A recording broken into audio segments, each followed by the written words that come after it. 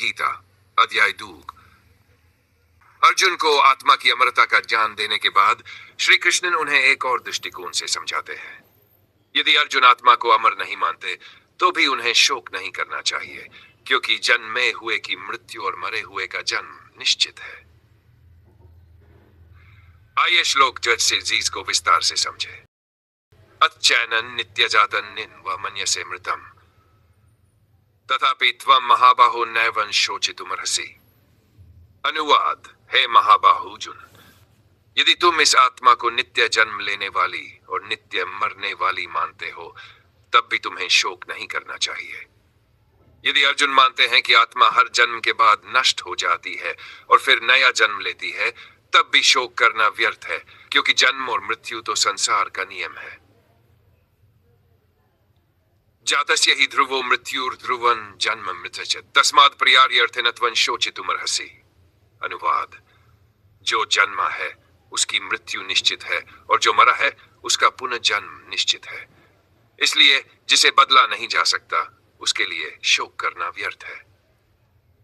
यह संसार का अटल सत्य है कि हर जीव जो जन्म लेता है वह एक दिन मरेगा और जो मरता है वह फिर जन्म लेगा। इसलिए मृत्यु को लेकर चिंता करने की आवश्यकता नहीं है।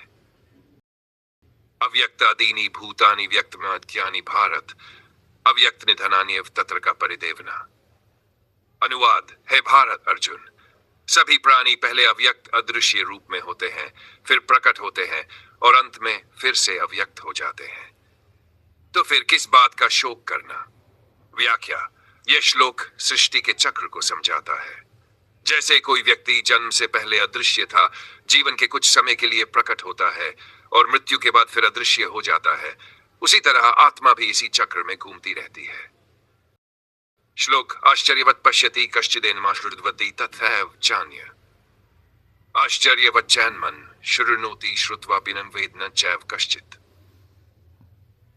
अनुवाद: कुछ लोग आत्मा को आश्चर्य की तरह देखते हैं, कुछ इसे आश्चर्य की तरह वर्णन करते हैं, कुछ इसे आश्चर्य की तरह सुनते हैं, लेकिन कोई भी वास्तव में इसे समझ नहीं पाता।